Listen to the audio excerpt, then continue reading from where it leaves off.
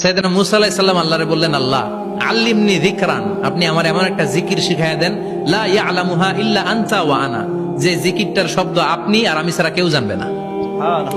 দুনিয়াতে যত অদ্ভুত অদ্ভুত প্রশ্ন সব আপনি মুসা আলাইহিস সালামের মাথা থেকে পাবেন।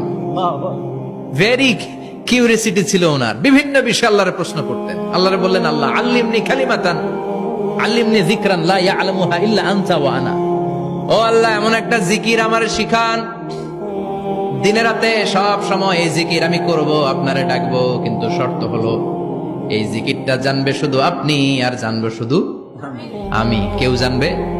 আল্লাহ বললেন, মুসা পড়ো লা ইলাহা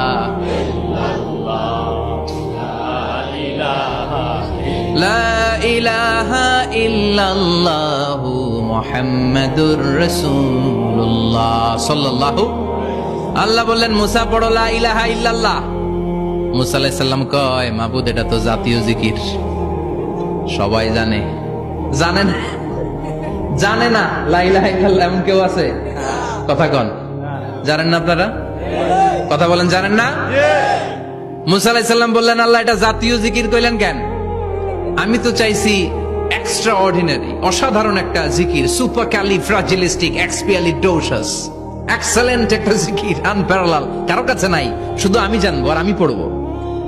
আল্লাহ বললেন, মুসা এই লা ইলাহাকে যদি এক পাল্লায় রেখে দাও, তামাম বিশ্ব, সাত আকাশ, সাত জমিনটারে তুলে যদি তুমি আরেক পাল্লায় রেখে দাও, লা রাজাহাত কাফাতু লা ইলাহা ইল্লাল্লাহ, মুহূর্তের মধ্যে লা ইলাহার পাল্লা ভারী হয়ে যাবে।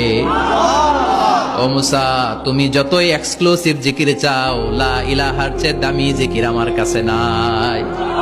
চিৎকার করে পড়তে হবে আল্লাহু আকবার।